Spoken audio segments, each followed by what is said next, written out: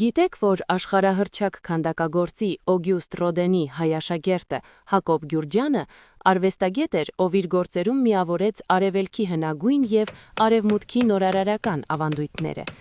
Նրա հետաքրքրությունը արվեստի հանդեպ ձևավորվեց դեռ դպրոցական տարիներից Շուշիի ռեալական դպրոցում, որտեղ կավից ու փայտից ստեղծում էր մարդկանց ու կենդանիների կերպարներ։